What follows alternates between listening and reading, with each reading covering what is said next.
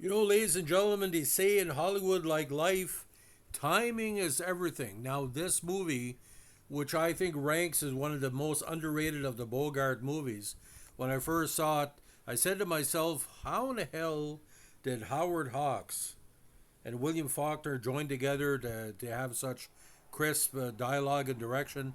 Because the way Bogart plays this is just amazing. It's not his best movie, but pretty freaking close. Now, The Big Sleep is still a classic. It's on a National Film Registry, I think now for almost 30 years. Is a 46 American film noir, again directed by Hawks. William Faulkner, Lee Brackett, and Jules Furtman co-wrote the screenplay, which adapts Raymond Chandler's 1939 novel. The film stars Humphrey Bogart as Phillip Marlowe, and with his then wife, soon to be wife, Lauren Bacall, as Vivian Rutledge, and a story that begins with blackmail that leads to multiple murders. Initially produced in late 44, the film's release was delayed by over a year due to the studio wanting to release war films in anticipation of the end of World War II. A cut or a pre-cut was released to servicemen overseas in 45, shortly after its completion.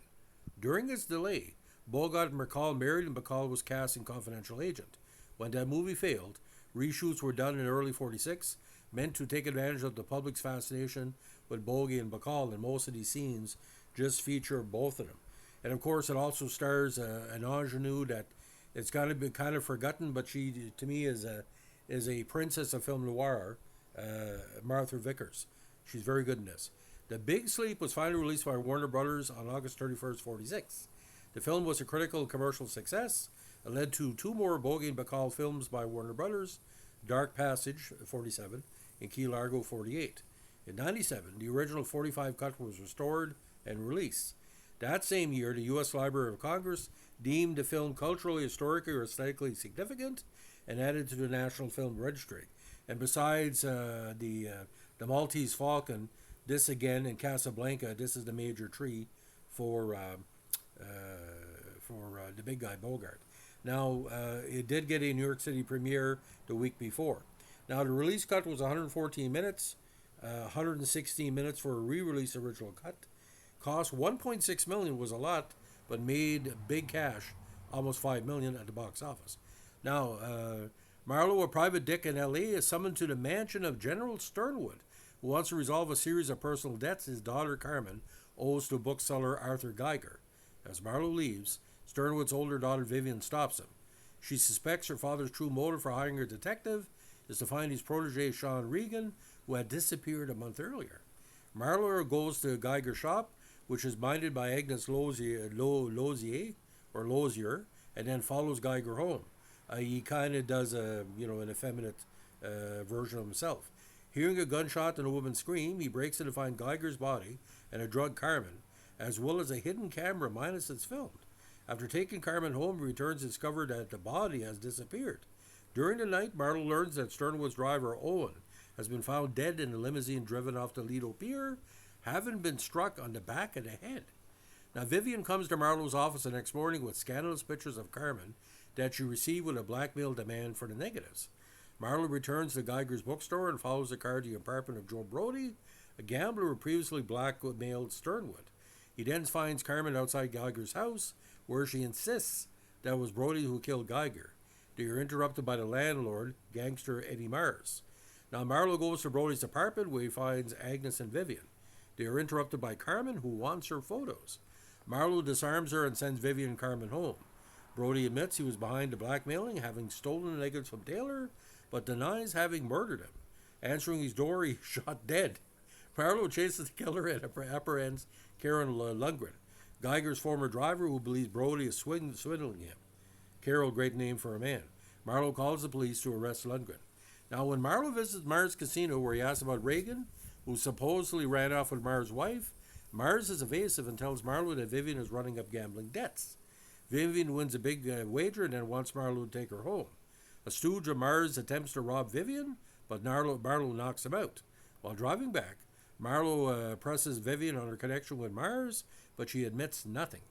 Back at home, Marlowe finds the flirtatious Carmen waiting for him. She says she did not like Reagan and mentions that Mars calls Vivian frequently. Now, this is where the reshoots come in because, according to my information I researched, This was a new scene that was added. Now, when she attempts to seduce Marlowe, he throws her out. The next day, Vivian tells him he can't stop looking for Regan. Has been found in Mexico and she's going to see him. Now, Mars has Marlowe beaten up to stop him from investigating further, or as I call trope number 5. He is found by Harry Jones, an associate of Agnes, who is besotted with her. Jones conveys her offer to reveal Mars' wife's location for $200. When Marlowe goes to meet him and be taken into her hiding place, he spots Lash Canino, a gunman hired by Mars, one of the best names in film noir history. Lash Canino was there to find Agnes. As Marlowe watches from hiding, Canino threatens Jones until Jones tells him Agnes' address. Canino then forces Jones to have a drink, which turns out to be poison. Afterwards, Marlowe discovers that Jones lied about Agnes' location. Now, Agnes telephones the office while Marlowe is still there, and he arranges to meet her. She has seen Mona Mars buying an auto repair shop near a town called Rialito. When he arrives, Marlowe is attacked by Canino. He awakes tied up, with Mona watching over him. Vivian is also present and frees Marlowe, allowing him to get his gun and kill Canino. They drive back together, and Marlowe calls Mars from Geiger's house, pretending to be still in Rialito. Mars arrives with 4 men, who set up an ambush outside. He enters, surprised to see Marlowe, who accuses him of blackmailing Vivian, as Carmen had killed Regan. Mars claims he did this in a mental haze, though Marlowe doubts Mars' credibility. He then forces Mars back outside, where he's shot by his own men. Bad luck for him. Marlowe calls the police, telling him that Mars killed Regan to cover for Carmen. He also convinces Vivian that her sister needs psychiatric care. Vivian then confesses to Marlowe of her own problems, but that there's nothing you can't fix. Now again, Martha Vickers, very underrated this as Carmen. John Ridgely as Eddie Mars. Sonia Darren as Agnes Lozier. Dorothy Malone as an Acme bookstore proprietress. Regis Toomey as the Chief Inspector Bernie Olds. Peggy Knudsen as Mona Mars. Alicia Cook Jr. is back as Harry Jones. And again, Teeter Von Eltz as A.G. Geiger. A lot of uncredited parts here. And Tommy Rafferty plays Carol. Like I said, a man called Carol's up for a problem. Now, The Big Sleep is known for its convoluted plot, but if you watch it 17 times, you'll get it. Similar to Have or Had Not, there is no finalized script during filming, during constant changes during production. The composition of the screenplay involved Hawks and three writers. Bracken and Faulkner wrote alternating sections of the initial draft before exiting once he turned in their final draft. Jules Furtman and Hawks rewrote during production to help appease censors from the Hays Office, which was vehement about excluding sexual teams. They want to keep to the code. Now, in the novel, Geiger is selling pornography, then illegal and often associated with organized crime, and is a fruit having a relationship with Lundgren. Carmen is described as being nude in Geiger's house and later nude in Marlowe's bed. The sexual orientation of Geiger and Lundgren goes unmentioned in the film because explicit references to homosexuality were prohibited. Back in 1946, most Western jurisdictions were criminalizing homosexuality and sodomy. Now, Carmen's sexuality from the novels also became more thinly veiled. To pass the censorship, Carmen had to be fully dressed, and the pornographic elements could only be alluded to with cryptic references to the photographs of Carmen wearing a Chinese dress and sitting in a Chinese chair. A scene of her in Marlowe's bed was replaced with a scene in which she appears sitting fully dressed in Marlowe's apartment for him to promptly kick her out. Now, Nina Foch had tested for the screen role of Carmen, but Hawks cast Vickers in a role after seeing a modeling photo of her. He worked with Vickers closely in the role of Carmen and later convinced Warner's to buy out her contract with Universal. Sonia Darren was cast in the role of Agnes, but Hawks did not like her initial screen tests, but after supervising her makeup and wardrobe for another test, he cast her. Her credit to movie critics were removed when Warner Brothers studio Jack Warner got in a feud with her agent Arthur Pine following the film's completion. Now, principal photography of the film took place on the backlot of Warner from October 10th to January 12th, 44-45. Filming was meant to be completed in late November, but it was continually delayed due to Bogart's heavy drinking. He was in the process of ending his bad marriage to his wife, Mayhem following his affair with Bacall during To Have and Have Not. As a result of his drinking and abuse from Matat, allegedly she was abusive, Bogart was unable to work for several days. When Jack Warner heard that in spite of this, the cast was getting along, he sent his ribbing memo. Word has reached me that you're having fun on the set. This must stop. Now, although post-production ended in March 45, The Big Sleep was delayed by Warner's until they had turned out a backlog of war-related films. Now, get this, story, they did enough films to last until 46, but because of the end of the war in Europe and soon to be the end of the war in Japan, the movies were backlogged. Again, because the war was ending, this was between May of 45 and August, the studio feared the public might lose interest in the films, while The Big Sleep subject was timeless. However, there are several indications of the film's wartime production, such as the female taxi driver picks up Marlowe on scene, with many traditional male occupations being taken up by the woman following the draft. So the movie looks to be like 43, 44. Wartime rationing also influences the film. Dead bodies are called red points, which referred to wartime meat rationing, and Marlowe's car has a B gasoline rationing sticker on the lower passenger side, indicating he's essential to war effort and therefore allowed 8 gallons of gasoline per week. Now, soon after completing The Big Sleep, Bogart divorced Matot and married Bacall in May 45. In June, Bacall began filming for her first film without Bogart, Confidential Agent. The film, released in November 45, was deemed a critical and commercial bummer, with Bacall acting panned by critics. To capitalize on Bogie and Bacall phenomena that had been developed, Bacall's agent Charles K. Feldman asked the studio to reshoot scenes for The Big Sleep. Warner agreed, and these scenes were shot in January 46. Julie Epstein wrote the reshoots, but he was not given the credit. This is more like the typical Bogie and Bacall banter. Didn't really move the plot along, but didn't really stop it. Although not only about 20 minutes of the film's original 45 cut was removed and replaced, 20 minutes was either considered, altered, or eliminated with the new footage. For example, in the 45 cut, Marlowe explores Geiger's house, where he doesn't in the 46 release. A new sequence of Marlowe and Vivian meeting in a restaurant was also added, replacing a 10-minute sequence of them meeting at the DA office and Vivian coming to Marlowe's office a second time. A number of actors from the first cut did not appear in the second cut. Pat Clark was initially cast as Mona Mars. However, Clark was unavailable when her scenes were reshot in January 46. Peggy Knudsen was cast to replace her. James Flavin and Thomas E. Jackson were cast as Police Captain Kronjager and D.A. Wade. However, they did not appear in the 46 cut of the film when their scene, set in the DA office, was removed. Now, in the mid-90s, the original 45 cut was found in the UCLA Film and Television Archive. It was discovered that this version had been released in the military to show the troops in the South Pacific. Upon learning of this, numerous benefactors, such as American magazine publisher Hugh Hefner and TCM, raised the money to pay for his restoration. The original version of The Big Sleep was released at Art House Cinemas in 1997 for a short exhibition run, along with a comparative documentary about the cinematic and content differences between the 45 and 46 release. This drew a lot more attention during the late 90s to the movie, and it kind of reestablishes Bogart as the film noir king of that style of film noir. With some film noirs, the man is stupid and the woman is smart.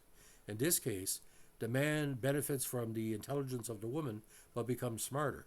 So that film noir style, that's what you call the intelligent man situation. It's not like, a Robert Mitchum or Glenn Ford or Burt Lancaster, where the man is a sap. This is more towards the Glenn Ford style. I know it's weird to say film noir, the man is stupid, but that's a trope. It's all about sex. The Big Sleep premiered again in August 46, before being fully released on August 31st. According to Warner Brothers, 16.6 million produced, mostly for Bogart, and again, 3.5 domestically and 1.4 million foreign. Now, at the time of its 46 release, the great Bosley Crowther said the film leaves the viewer confused and dissatisfied. It points out that Bacall is a dangerous-looking female who still hasn't learned how to act. Now, he said The Big Sleep is one of those pictures in which so many cryptic things occur amid so much involved in devious plotting that the mind becomes utterly confused.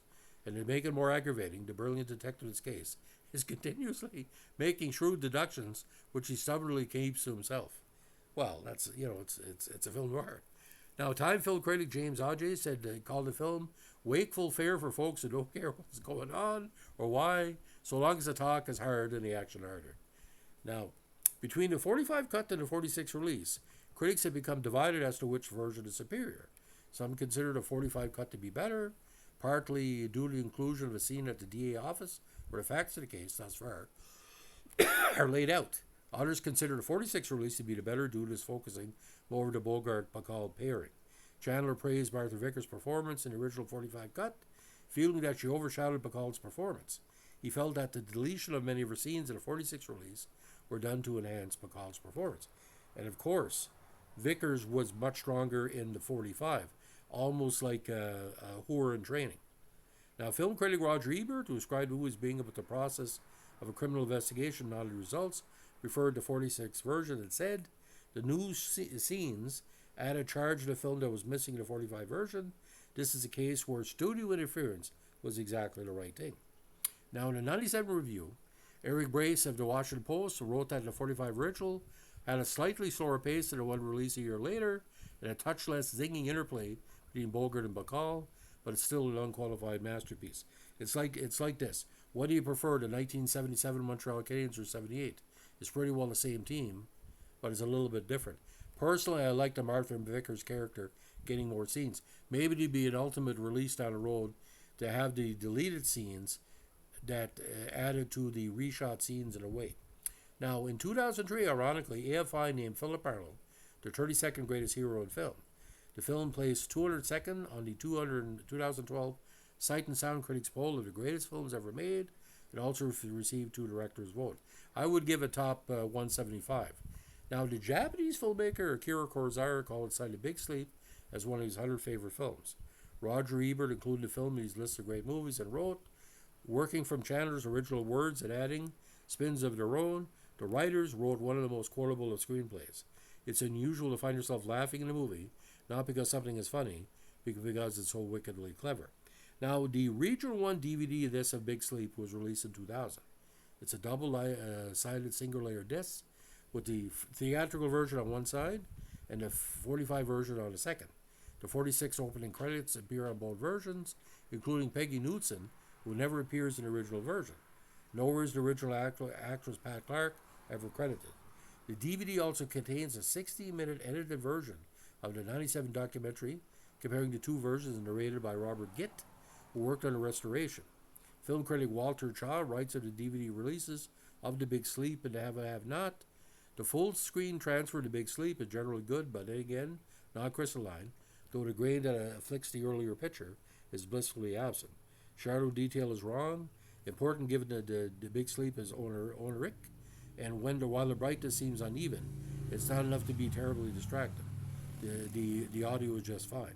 Now, a Blu-ray version was released by Warner Bros. In 2015. It includes the 45 cut to film that was screened for overseas servicemen, running 2 minutes longer, and containing scenes not used in official release.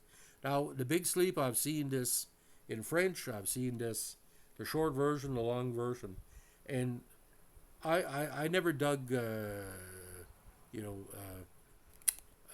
I know why people think she's tremendous, and like I said, she's the first kind of modern supermodel in movies, because that's what she was. She was kind of precursor supermodel.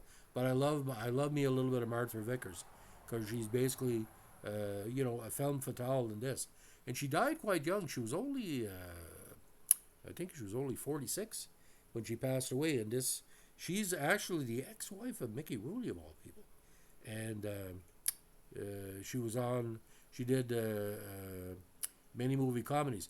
Well, actually, in the 50s, for some reason, her film career stalled.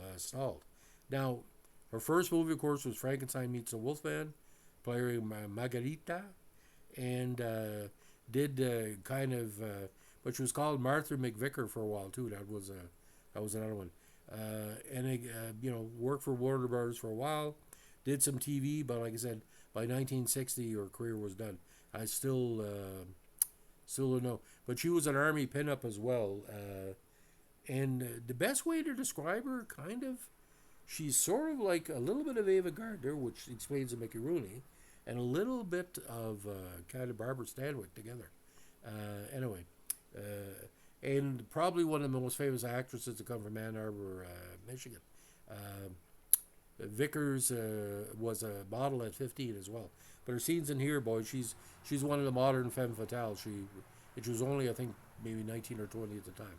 So, Big Sleep, for me, it's 5 out of 5. There's no bad version. The only version that I think people should watch is the original intent of the expanded one. So we'll go from there. So, ladies and gentlemen, if you like what you're doing here with our vintage podcast, let us know with a like, comment, subscribe, or share.